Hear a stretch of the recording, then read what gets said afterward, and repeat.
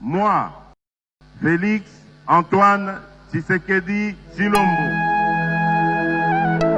président de la République, je dédie solennellement en ce jour la République démocratique du Congo entre tes mains, ô Éternel notre Dieu. Ndila ndila ndila na Congo nazolela mokili ezokufa korona ezoboma mianda katonda banto yantonda tontodi waningala la munda oh mianda nzambiwa maladie ya corona eningisi mokili tout le monde est paralysé kisi ezalite oh baba shuka tena kazi yako baba mumakabila yote.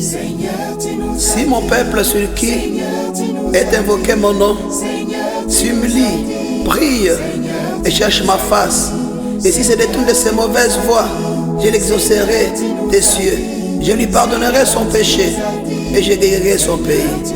Tu ne craindras ni les terreurs de la nuit, ni la flèche qui voit le jour, ni la peste qui marche dans les ténèbres, ni la contagion qui frappe en plein midi. Que 1000 tombent à ta gauche et 10 000 à ta droite, tu ne seras pas atteint au nom de Jésus. Na Congo to Sambelaka. Où sont les hommes de Dieu? Où sont les prophètes des nations? Où sont les enfants de Dieu? Où est l'église de Christ?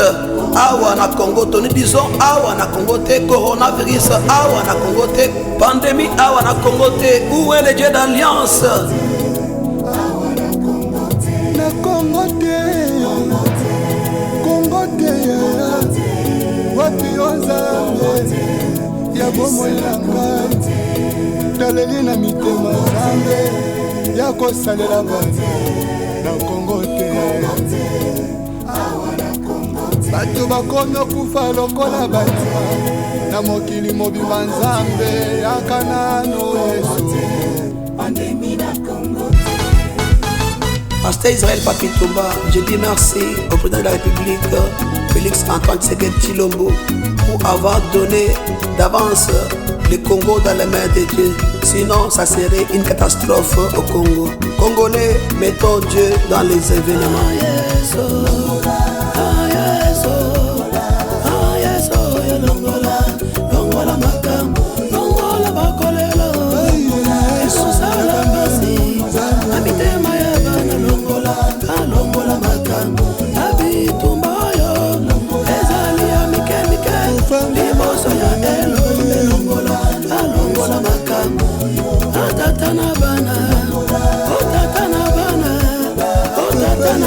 Longola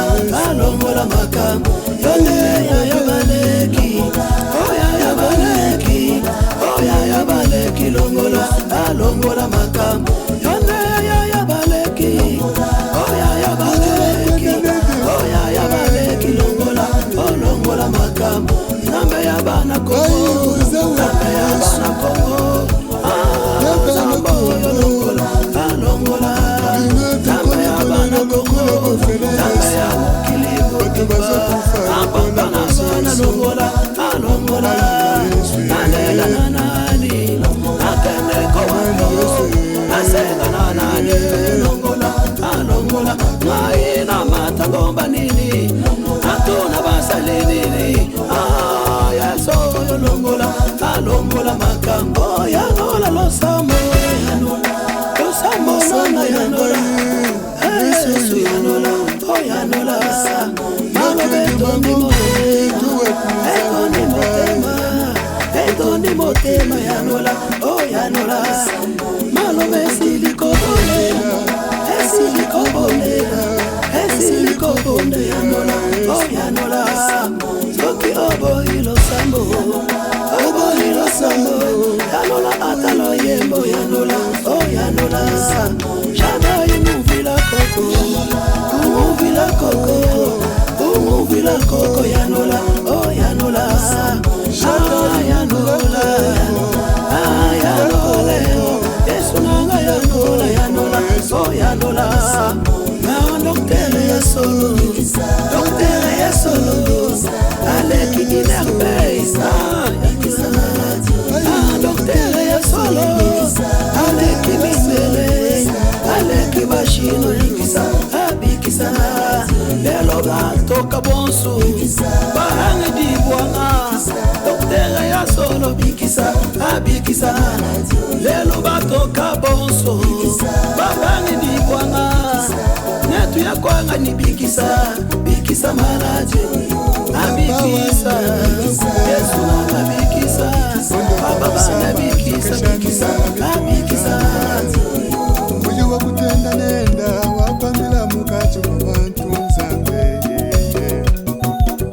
ayi la sango yetelemi biglize zo sambe na te Yesu sovandeli wapi bukonzi yalo la salako wana bigisi bazobo mwana na yo wasi ya kindoki nzambe Boibike faut bien interpeller sous moi c'est Vitali Kamere au juste qu'est-ce qui se passe ngana bino tozolanda likola lisu système alisu est-ce que moi c'est Vitali Kamere akoyate est-ce que ekosuka boni bolanda ki lobby du début jusqu'à la fin mo nyungu to pe yiki ekomaki makasi voilà bande ko balandi dossier à mona mboka Jean-Marc Kabundu esuki boni lelo oboye bake Jean-Marc Kabundu azali susu vice-président de l'Assemblée nationale des autres ekoti makasi na kata IDPS nazo sabino kobanda niveau ya mbujimai d'ailleurs kutu lelo moi quelques bato babukani quelques bato bazoki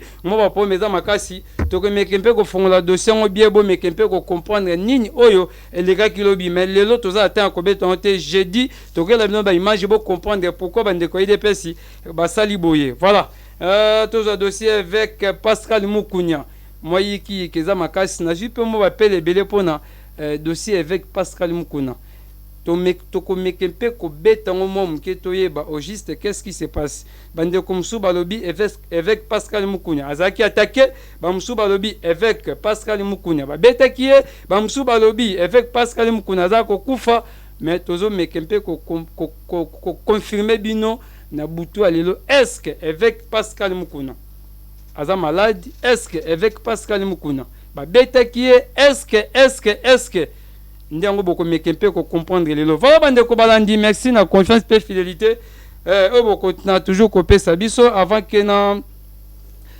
présenter bino invité à biso lelo na zwa ki mo ba message mo belé bande concernant ngonga na biso boyebike émission c'est ka toujours 30 minutes vike TV za ngonga TV pesa eza mbongo mais bomona que émission elle ka moins chaque jour yango toujours 30 minutes pour selon makoki oyo toza na yango mais bande ko babaki ndeko deriki toza capable de soutenir yo émission banda koleka 1 heure du temps yango nazo lancer na bino surtout numéro na biso ya magazine to belani les bisika les affichés liboso ya ba télévision na bino bande ko bozo benga to bozo tinda ba message à travers ba numéro wana yango ndeza ya Orange Money na biso okoki ko soutenir magazine to belani na $1 ya pamba avec $1 ya pamba okomira ka kombo na yo numéro place pe ovandi tokotanga yango na plateau tokotanga yango na émission biso nyonso ndenge elekanaka komekempe ko expliquer bino au juste est-ce que bandeko balingi émission ezala 1 heure du temps to olingi balingi ezala 1 heure du temps te yango na bandeko nyonso to bobengaki to bi numéro na biso eza affiché yo tindaka $1 na yo ya pamba, comment na numéro, comment place yo vandi numéro wana yango wana ya Orange Money. Bokomona ke émission biso ko sous 30 minutes te et kokoma 1 heure du tapé chaque jour. Kaka na plateau oyo bino bandeko bozo soutenir émission oyo tokomeka pe kobekisa bino moko ba kopesa ka makanisi to pe kolobela oyo bongisa mi pona mboka boyebi ke moi yiki keza makasi mais boko tikala kofuta ata 50 francs te parce que oyo émission ba responsable émission ya peuple na moi $1 na yo pesi na moi $1 na contribuer pour émission comme chaque jour 1 heure du temps na ngonga ya malamu po esunga bandeko nyonso tu bomeka mpe koyoka biso. Voilà bandeko balandi namoni mwana mboka Love Mutombo mwana mapa wazanda biso André, merci na fidélité na mwana mboka Love Mutombo, merci pe na bandeko nyonso tu boza na Braza bobande ko benga surtout o baza na province. Lelo bandeko balandi tokoyeba kiye Israël Papi Tumba nde sujet et bongisa mi pona mukolo lelo mwa yiki ekeza makasi pona nini to bongisi sujet wana bandeko na ngai bomona ki ba clip bolandi image oyo mwana mboka Israël Papi Tumba asalaki ya koloba balobaki ya kobenga babengaki biso toyebi aza pasteur akomi musicien ela tena ye boye tout ça yango lobe lelo tobaki tokoyeba qui est pasteur Israël Papi Tumba nde tozali na kata plateau. Mwana mboka mbote papa Derek bala bandeko balandi bazolanda wana bokebi vraiment tobongisaki sujet oyo pamba te ya koyeba qui est pasteur Israël Papi Tumba. Mais avant que tokota na dossier oyo mwana mboka tolingi toyeba nanu boni dossier ya évêque Pascal Mukuna tozwi bapeli moi ebele tozwi ba message ebele concernant évêque Pascal Mukuna bamso balobi mwana mboka évêque Pascal Mukuna abeli bamso balobi azalaki attaqué bamso balobi aza maladi position na ye eza boni yo ndoko komeka mpe ko expliquer ba yimboka bazoyoka yo. Ça va, merci beaucoup. Et le Kaliboso na okoki kolongola kashi ne pas ta po bandeko bayoka yo bien. Ça va, merci beaucoup. Et le Kaliboso na kobanda d'abord ko eza kopesa mbote na yo moko d'abord Derek Makese pona koyamba biso na émission na yo. Pisa pe mbote na bandeko na biso ba technicien o buto balalite pona biso pe pona nzam. Très bien. Pisa pe mbote na bana vision de Dieu nyonso na Kinshasa tout comme dans le monde entier bisika bazali. Pisa pe susu mbote na bakonzi mboka nde na bandi wana. Et puis ceux qui nakoki vraiment ko répondre motuna wana en tout cas ezali vraiment na niveau nanga ya ko répondre yango te parce que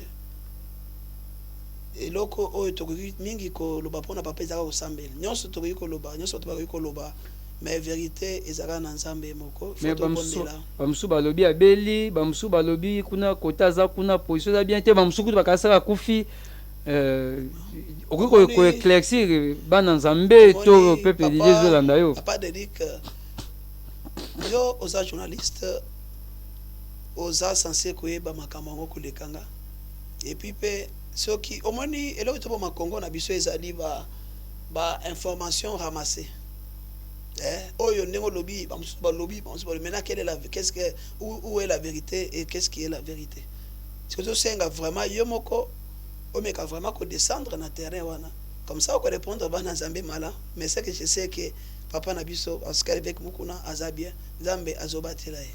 Très bien, voilà bandeko balandi na ko confirmer bino suko boye bake mwana mboka évêque Pascal Mukuna aza bien santé neza malamu pour moko te komiye et komelie bien sûr azaki attaqué c'est l'information to ko kuna niveau ya prison centrale ya Makala mais eloko ya pas ezaki moi question autozo tuna boni mutu oyo aza na kati ya prison centrale ya Makala to ebike kuna sécurité ezaka ya makasi.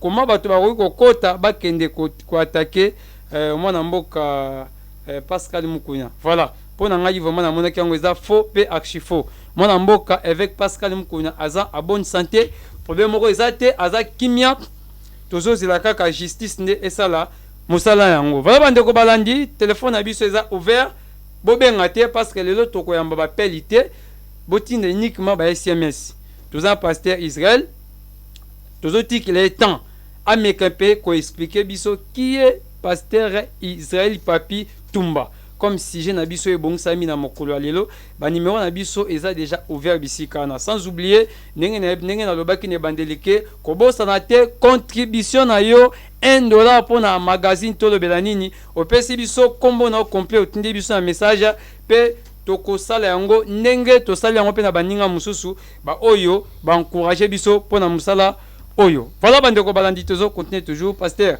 maloba ezepai na yo ngani yebi oza pasteur mingi pe bayebi oza pasteur mais bamusu ba comprendre te sibitima batalaka be clip kitoko oyo ningisi République démocratique du Congo bamusu balobi nzembo oyo obetango koleka kutu neti ba musicien mususu parce que ba musicien ba beti mais yo zano musicien te ba mono koto yemba te ba yebeli na qualité oyo te obeti ka keloko boye eningisi mamoko mboka au juste tozo comprendre te pasteur puis banane oyo zanan qui est pasteur Israël Papi Tumba. Merci beaucoup papa Derrick.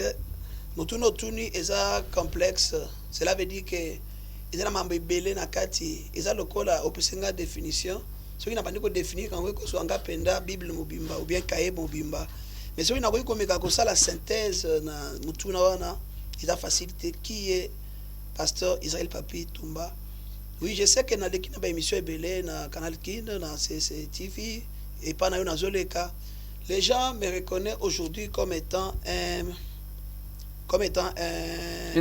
artiste. Yango moni c'est ça que ebimi mingi mais appel aux zamba bandaki ko pesanga ya liboso c'est ça qui d'abord appel avant la bande d'abord appel ya prédicateur ya côté ya on a dit quand même lelo avec monsieur Silo pisanga quand même wata moko na répondre mutu na wana na appel nanga cela veut dire que attends moi 10 minutes 5 minutes 7 minutes na meka quand même ko pesa message sur la parole de Dieu. Bon, aux 5 minutes. Tokei. Na banda opeste. Na opeste nga yango. Ma bezati tokei. Ndesko na zoloba Nzambe na yo oyo abenganga eloko liboso abengela nga d'abord apesanga d'abord don ya prière. Na kati ya don ya prière wana ndio ozomona vraiment que ememinga tina kosala nzembo ya mboka oyo nde ezoleka na ekran wana. Ngai na bandi ko sambela papa Derrick nanu nazu église te. Nazo reconnaître na famille moko ya papa François Nyamabu et maman Nanga Sophie to sala ba service Nzambe asala musala munene na kati ya libota na leka banda ku ya batu o na banda iko sala service ya délivrance na comme pasteur te c'est que pasteur Israël Papi Tumba ça d'abord oyo Nzamba bengi d'abord les dons le premier don c'est le don de la prière oyo Nzamba pesanga la pesanga grâce à délivrance na comme pasteur te ils ont ba belé ba témoignage belé et puis ministère na biso ils ont accompagné na ba témoignage ya ndio zomo natal lelo lisusu toza na Congo na to comme France te to comme États-Unis te to comme Canada te mais toza na bandimi partout avant que ba suspendre ba église pour na confinement tout ça et que ba bisa batu ba te na ba internet Nzambe na yo ça c'est la kingolu par rapport à mutuno tunike les passé c'est Papi Tumba déjà j'étais déjà en train d'être suivi na kati ya monde entier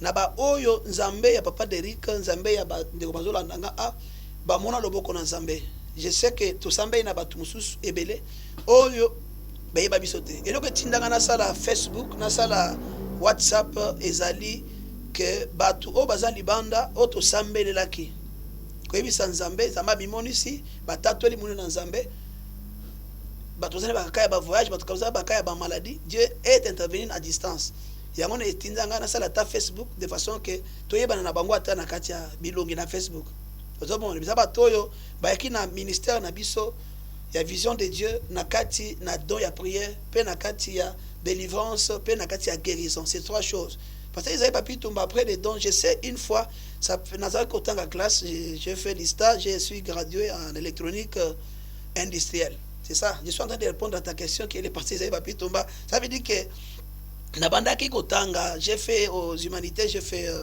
l'électricité industrielle.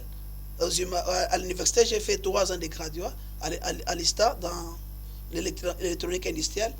Je ne savais pas que je serais pasteur un jour, mais je sais une fois, tant au Sambela, quelque part, au Sambela, on m'avait invité à Kekuyemba,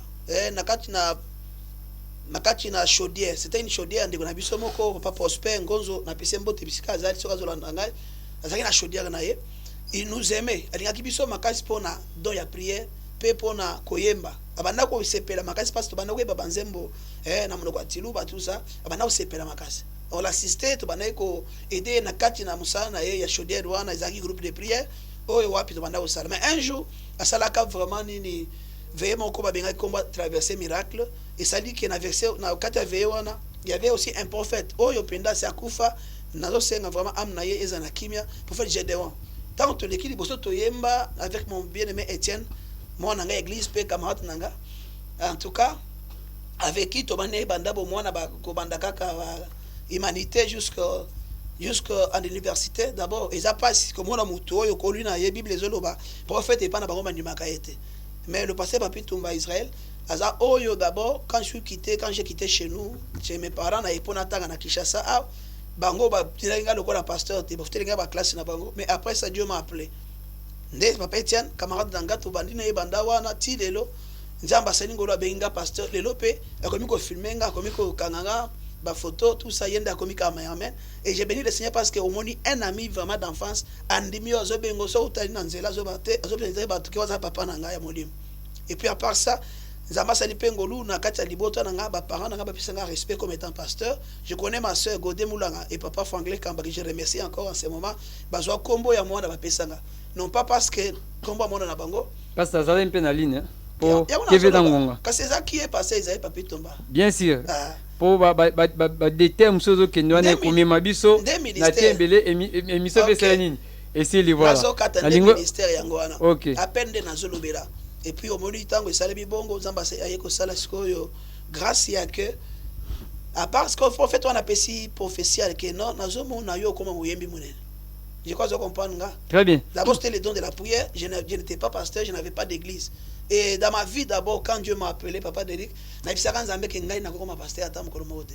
Mais j'ai passé toute ma vie na enfance nanga na kati na prière. J'ai partais à l'église du lundi au dimanche. J'aimais bien les choses de Dieu et là j'étais dans les groupes charismatiques, c'était une charismatique catholique. Mais et il s'est fait maintenant que quand Dieu m'a dit que je suis pasteur na boyaka appel makabite nzam na ko sala nyonso mais qui pasteur te. C'est comme ça que parcours ndena utiko peta profita pesinga message ke na koyemba na uzamona kana tisi munene ngama opeke e kamisanga po eto bana koyemba wana penda ezali penda yango te ezali sans instrument ezali sans quoi donc ka ba courage na bisomo comme nzoba na kata courage wana ezaki na appel ezali pe na art na kati na ga. C'est comme ça que ekoleka ndama eko benga nga na comprendre na bandisco yo ministère na binga na ko sala église te il faut na sala groupe de prière. Et nzambe ta bani groupe de prière wana nzamba seulement mebele makasi ba veiller ba miracle nzamba zo sala bato babiki ba maladie ya mitema babiki ba maladie ya misu. Et puis na ministère na ko sala grâce ya que wana on a dit pasteur wana oui wana desko na ndimi na bandisco yo musala ta na benga oui c'était depuis 2003 très bien 2003 2004 na CLC classe na ngana ista c'est pas là qui appelle ta na bandisco na bina nzambe lokolo so insister na kozala pasteur tenga na kozala kaka na osala kaka nini groupe de prière tana bandisco no muna sala ba veiller bato ba otonda batawana ba miracle zo salema. Je me suis retrouvé maintenant na monu ba tous bazo e pananga basana ba église te ndame sina mais basana ba église te comme ça to bandaki dimanche comme ça to baksa mokolo mardi to baksa mokolo jeudi to manu samela mardi jeudi dimanche qu'on a poko. C'est comme ça que ndé ministère était kolaki na kati ya ko salela nzambe. Et ça dit qu'après un temps na eko tika na bina ke kopisa ba parents nanga merci na bisika o bazali na mboka comme ça ndenge batangisa kinga quand je suis allé là-bas église na tika ki awa église tika ko kufa na sele kuna 2 ans après ces 2 ans là kuna pe na bande église mususu ta bande église mususu na zui yango na eko chango pa na kufa ke daiki négligence to bato na tika ki parce que na pour 4 semaines mais eko sala ke na 2 ans parce que 2 ans bisika na ke kuna pe na bandi sur église partout où je passais Dieu opérait de miracles, Dieu faisait des grandes choses na bandi ko kupé église mususu après na yeko sur église wana chango na famille na biso parce que tana zokola na mona kipe ba moko mimi kakata na kati ya famille nanga. Très bien. Quand j'ai commencé là na bi Dieu m'a parlé que notre église n'a pas famille, pour famille n'a pas babika. C'est une mission, on a fait ça. Et puis après, Dieu a parlé avec moi, il nous a réunis avec d'autres hommes de Dieu, tout ça. Ndenge baye kotika en église wana ngana isko ni Kishasa awa. Tana na Kishasa awa, c'était na kati ya église wana tokota qui apostolique au Congo. Et là il y avait maintenant il y avait des blancs, il y avait les belges, il y avait les danois, un danois, il y avait aussi un français. Wana église ni église apostolique au Congo. Très bien. Wana sko bayaki kuna biska tozelaki nde na kati na église na biso tozali kuna nde tosanganaki na tosalisa 3 églises. Oya ngai o nanga na banda ko diriger na passer Timothée Tumba Zan Lubumbashi na o pe papa na biso mususu o azaki sona papa Moyemena qui était superviseur église wana. Kuna nde sikoyo sika oyo siko nazaki baptisé de la pasteur. Ozo mon epita na silisi wana voyager missionnaire ba luki batu église e police konga. Ngai na ye ko représenter na pasteur mususu to ana papa représentant sona wana to représenter église a.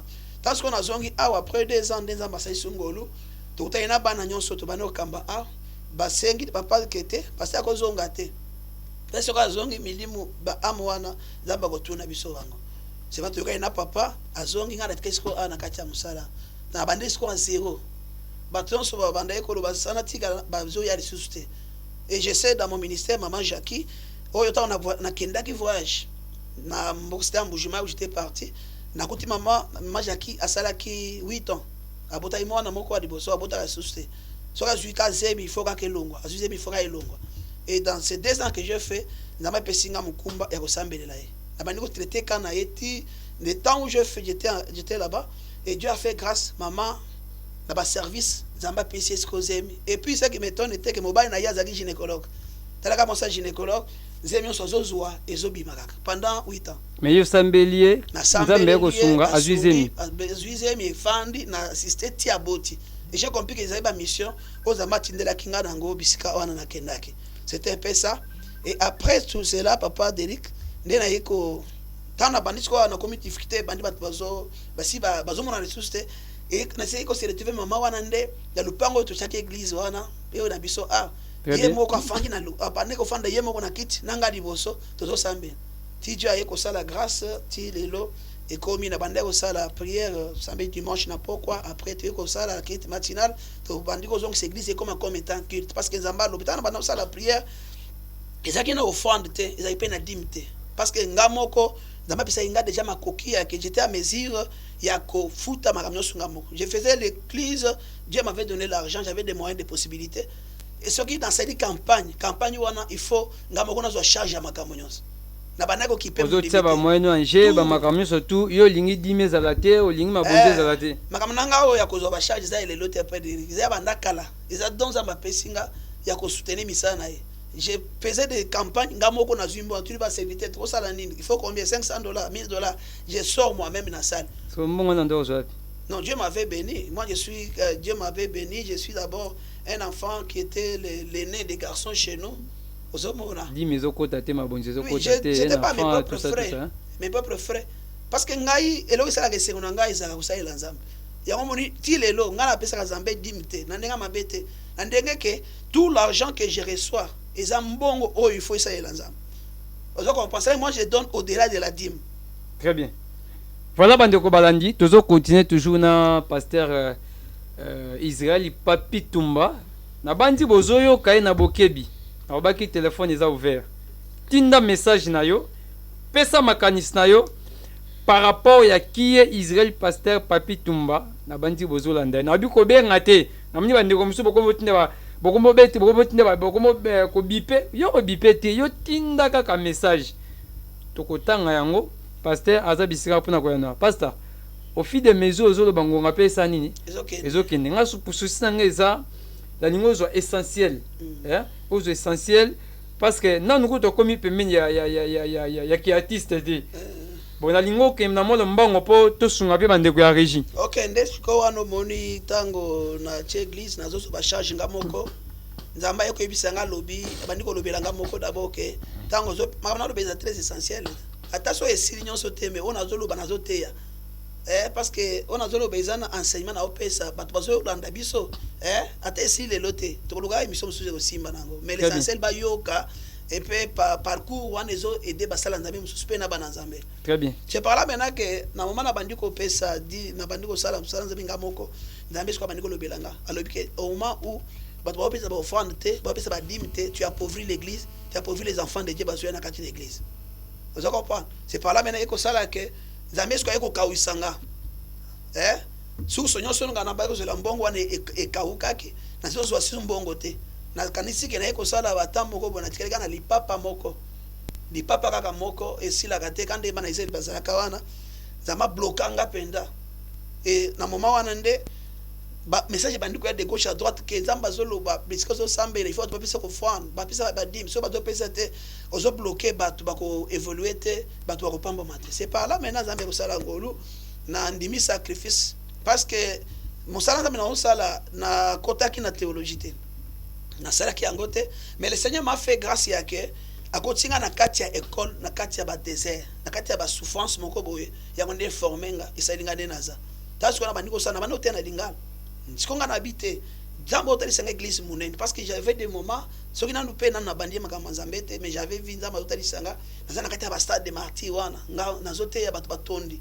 C'est par là maintenant quand j'ai commencé ma manzambe j'avais une vision de loin par rapport ya ba ainsi dit l'Éternel ndena lobité il faut ngasikona sani na banda côté na français je me suis formé moi-même na kata français natali kan de komoko zaki na ye na biyo banda ko interpréter nga papa Joël Carlos zama pambola ça banda ko interpréter nga na banda ko yekola côté na français nga moko ya zo interpréter nga et c'est comme ça que quand on a fait ça et le kibongo na comme ce qu'on interprète je me suis formé comme ça et puis après nyoso wana ndesko to yeko sala que église ya Nzambe pe et continuer pe évangile liboso na zuba problème na sebi na sali campagne bisikana na banda osamba liboso wana bato batonda plein papa campagne tonda na sala ta affiche ya image na ngate kaka papa so nzamba zana bazana yo peso nzamba bengi yo na makama Nzambe na pesa conseil komi kotsa na makasité il faut qu'on oyoka appel il faut oyoka appel susu o ezali ozala élu de panza na sala invitation ka ya voilà Régis on après terabiso pe image wana le kaka entre ta passe tanga zo ba pongo ngezo kende OK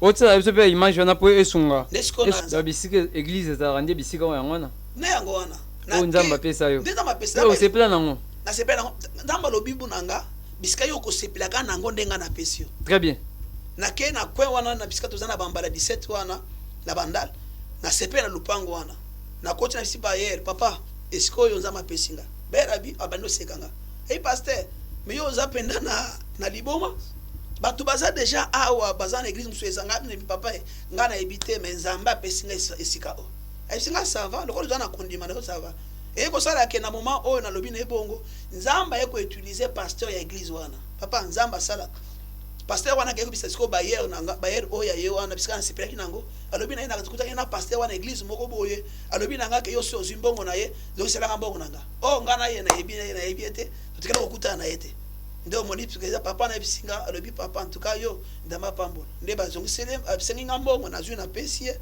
nde ngasiko na zwi esika nde na zatile lo a zomona nesiko to sali na kati na église na biso pona silisa na kata na mukuse tanto bandi place on a bandi sona bakiti matinal na sali ba campagne ya tongo ndo zomona nga a campagne nga liboso na 2010 oyo ezaki na terme ya pourquoi ma souffrance est-elle continuelle pour ça la campagne wana na yebi ke nazwa ka garantie na nga ya ndako na banda ofanda na ba Congo na bandal na bisa Nzambe nazo sala ba affiche na ba tract soki ba bengani nga na ndako eke nazwi garantie te na ofanda na église ta nazwi garantie wana na ke na seli ba affiche ba nini première fois na ministère na nga Nzamba sa na nga miracle o ya sala ka na nga mukolo wana papa soki na tali mutu boye mutu azokwe soki na tie mutu musapi ata oza munwe na ndenge ata oza ndenge Dieu m'a utilisé puissamment miracle ça va photo ezalia et puis après ça na cette campagne ba biloko api ba kisi ekota toi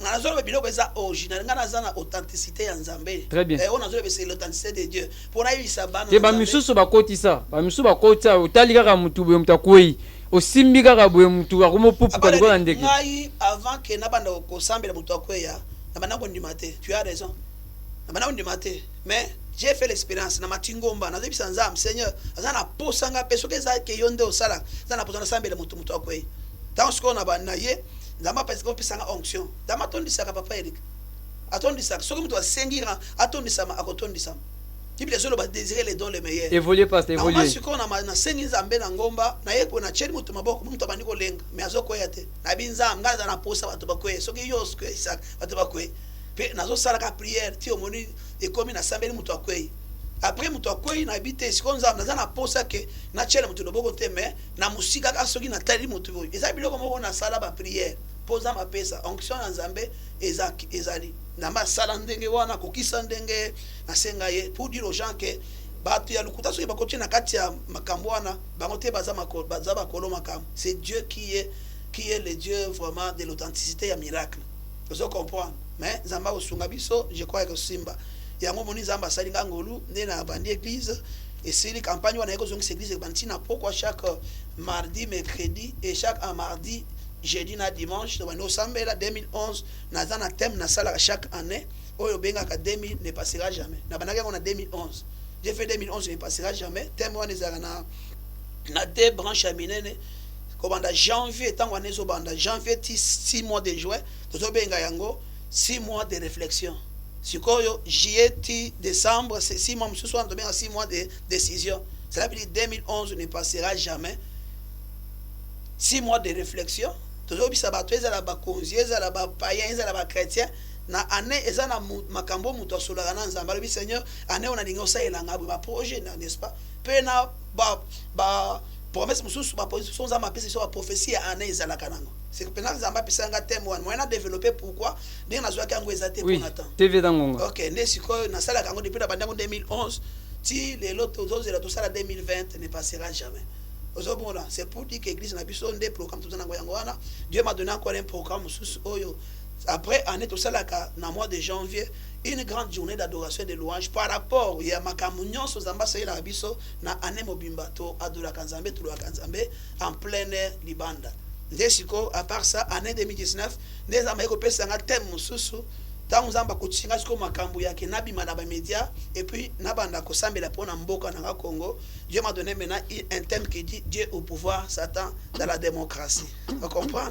Très bien. Ya ngondo mulelo awa siko tango zama benga bongo chaque fois na yemba na chorale vocale chorale vocale les chorale mobile du monde papa Léon Kabongo député na biso zama pambola pepa dans le kashala camarade nanga David Kayimba sa kufanza mapata apambola na kota na chorale ndenge nini tango na utaka na bisika na biso na ina Kishasa na monike na ko fanda pamba te po ko fanda pamba Kishasa ezaki mboka ya keso tali batu bo batambola bilamba te mitakala ozobitu ne qu'est-ce que ngai na ukoka ko fanda bo sanga na ko c'est comme ça que na kota ki kamana na biso biska to kitaki ezaki na makambo nzambe na Coran neto bandi ko yemba bongo na chorale vocale tanto imi na chorale vocale na bunda zeka na arc na zaki ya mizira ko boaka ata elo mote ko sala taba ko lidete mais quand j'étais en train d'envier mon dirigeant Daniel Kachala.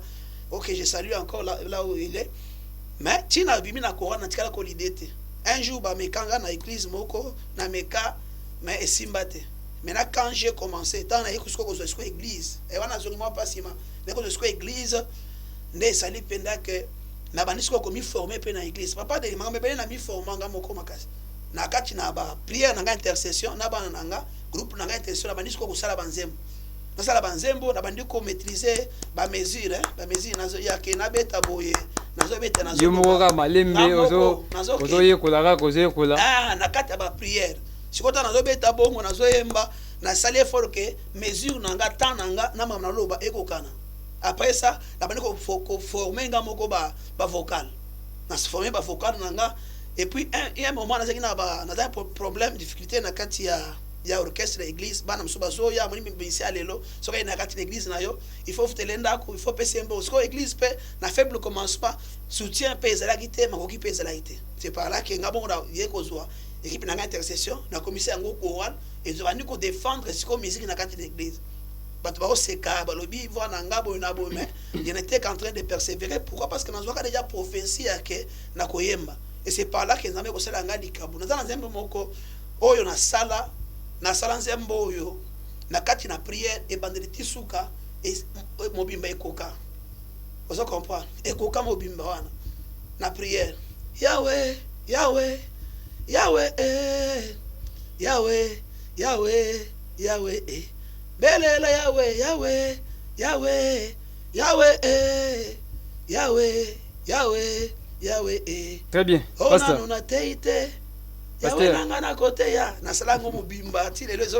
Voilà. Bandeko, 8 ans. Ya koyoka kiye pasteur Israël Papi Tumba. Amen. Pour na moni au côté déjà na niveau ya Ndembo. Régie, kozong sa image na ngai. To bandasko ko beta pasta biloko. Ba biloko nga na bomba ki wana. Na moni da quelques messages de komi kokota. Voilà, bandeko na lobaki botinda ba message tango ngonde yango yo. Tango makambu suko bandito banda ko beta pasta biloko na to ko kele mate.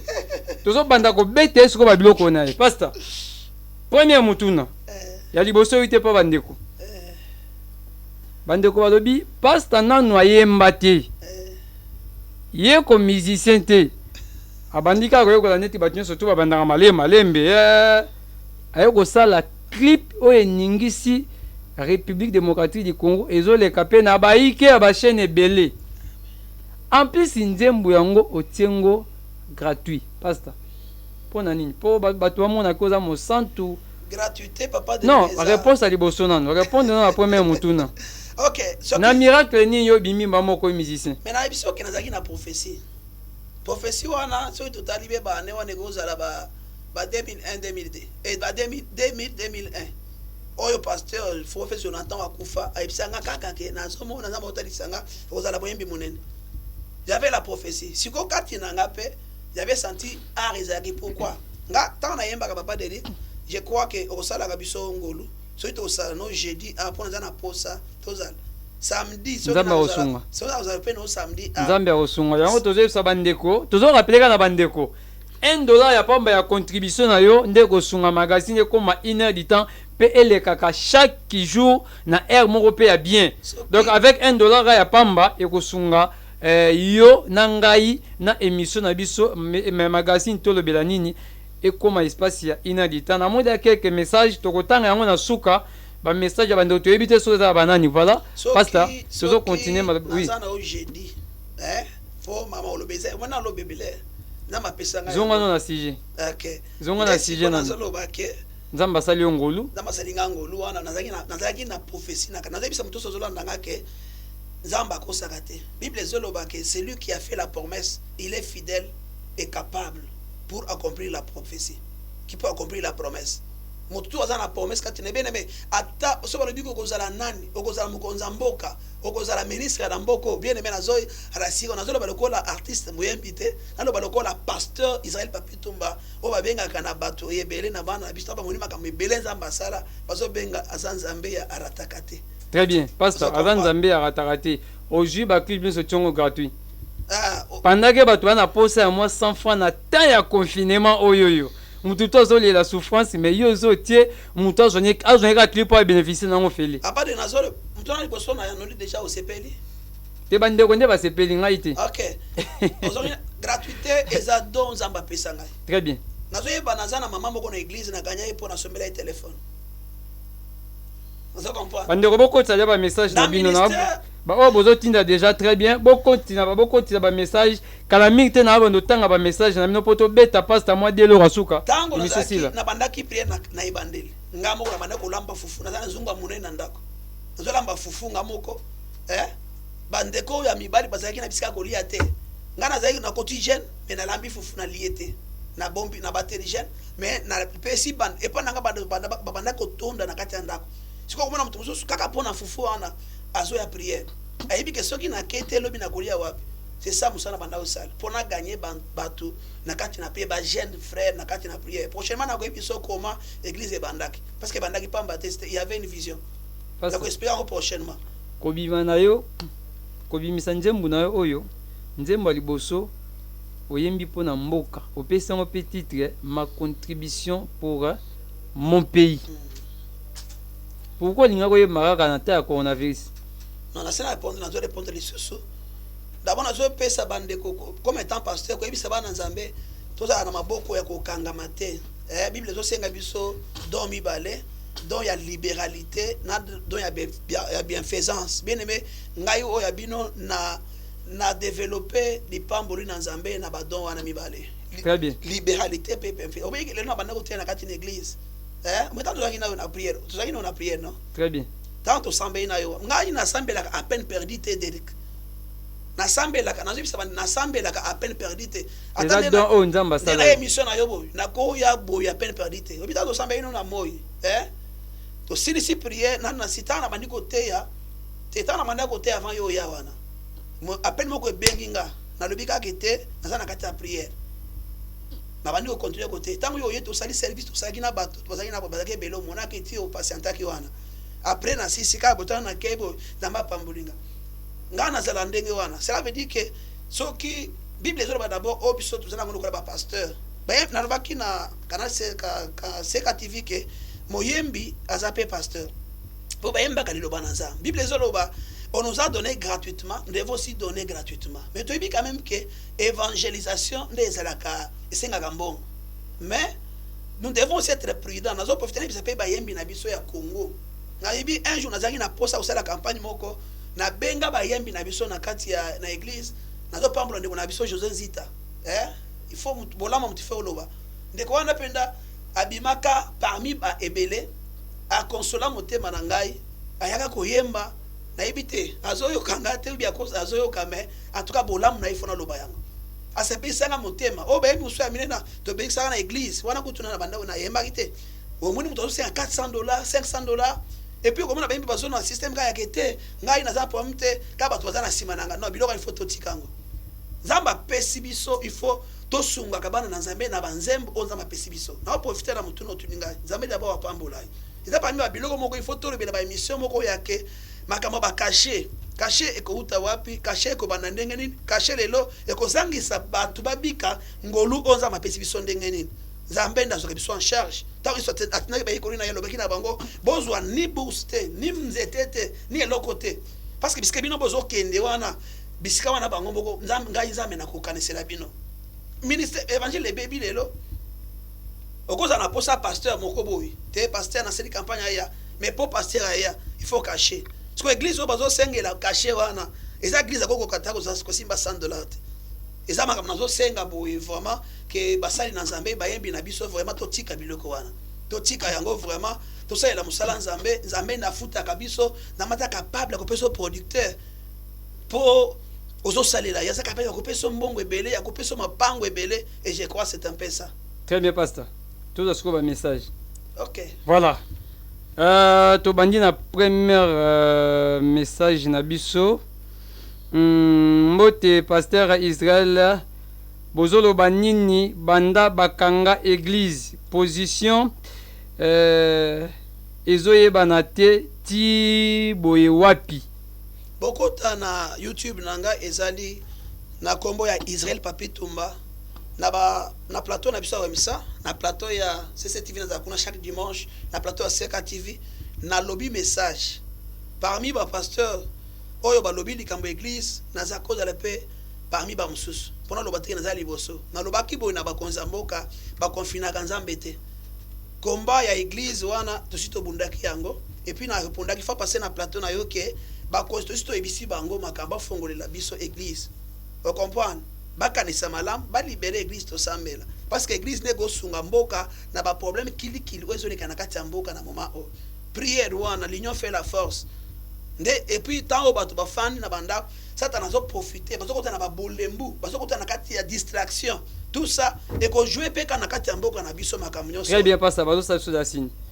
Voilà, deuxième message Mbote Ndeko Derrick, est-ce que Mukuna a envie? Voilà, je vous confirme que pasteur Mukuna ils ont un problème au terme B ou ekomelie aza à bonne santé nyo surtout eza madame tout en deuxième message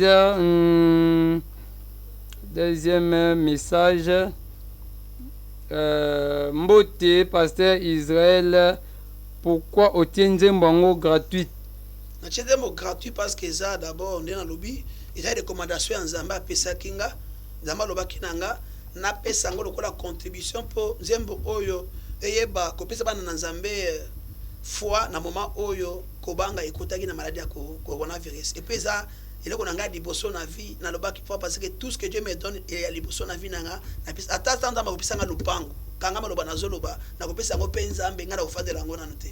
Très bien.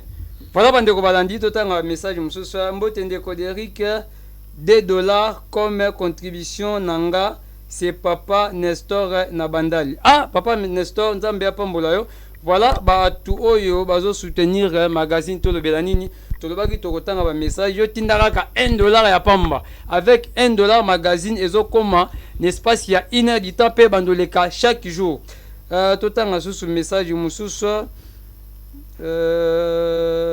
namoni bazo biso signe totanga message asuka bonsoir ndeko Derrick totindi $3 comme contribution na biso pour na magazine et comme un espace il y a 1 heure du temps et les kaka chaque jour c'est couple mandanda na Kimbaseki. Merci couple mandanda nzambe apambola bino nasi pasteur Israël aza awa peut-être ngana ko sala sambo bona note mais ba c'est Israël o sungamlo lo sambo. Voilà ba message ya mo belé kuna ba sali biso sini boyebi ke TV za ngonga pasteur to komi vraiment na suka kit na biso esili tokomi na suka na ina pesa yo le ba suka devant population zulanda yo na bandi na osenga ota maboko no likolo parce que lelo na bena robeto lo suka pastor ta maboko likolo lo suka yango linge ya oui lo suka linge ya pepe la lota la yo oso pisinga mutuna non ni na pesa lo suka ozona maloba na yo na clôture.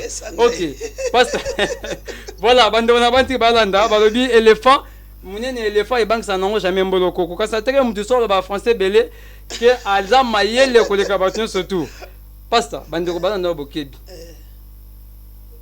balandi clip bayoki qui est pasteur papi Israël eloni bakotika nango pona betolo asuka. OK elo nazo senga nazo pesa bango lisese ya bible ezala mutu moko akendaki asko na pesa mutu lipamboli na lombango parce que teza souté na opambola ezana mutu moko kombo nezala ki Saul abongisa papa na bango abongisa ki bibwele na bango abimi na serviteur na bango po bakende koluka bibwele wana ta bango bakende koluka bibwele esali que bibwele tikali komonana ndezo kande serviteur atambola ki naye alobi na yekete toke quand même kokutana na bavoyant lokola basakoli comme ça bakoyi biso bisika bibwele wana ekosani ne ekoza de kendaki tamba zo koma na bisika wana ipa ya basakoli wana sakola lobi na bango kete bibwele bozo lukese monanaki mais yo Saul likambu o ilaki ya zaki bokonzi na nzambe mais mutapesa ki mbongo po ba consulter voyant ba consulter prophète ezaki serviteur wana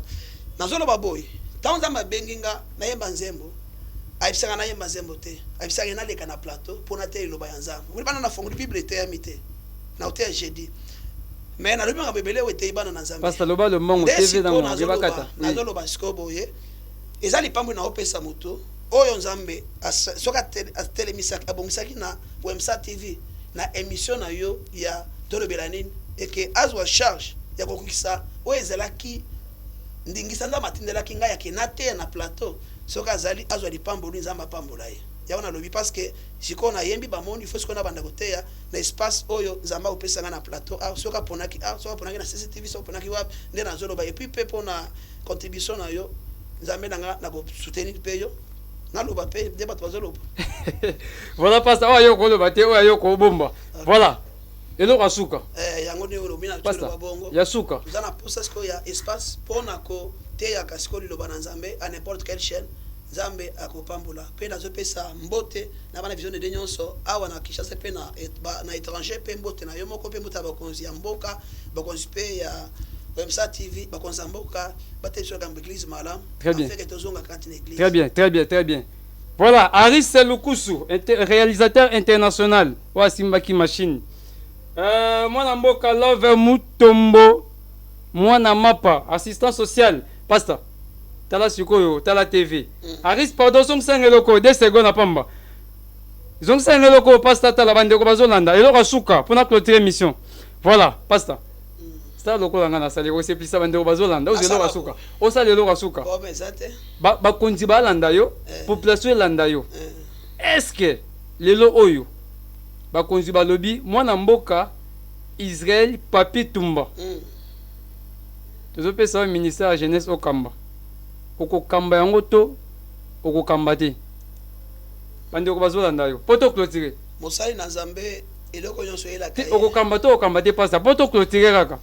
Mosala Nzambe eloko salaka atunisaka Nzambe. Eloko nyonso kozala proposer d'abord totunisa Nzambe. So eza mandimi to ça, so eza mandimi te to sala ngote. Très bien. Voilà bandeko balandi wana ezaki suka na biso émission. Ndenge na lakaki na bino ebandeli contribution na yo $1 ya pambe kosala ki émission koma inédita pe ebanda koleka chaque jour. Ngana bino na bandi tokutani semaine zoya merci na éternel ma punina. Merci na bino surtout wande ko benga pe ozaki ebele tokutani semaine oyo koya. Non, tokutani jeudi pe samedi na même heure toujours. Pe rediffusion lobi na ba jour mususu elandi. Bye bye.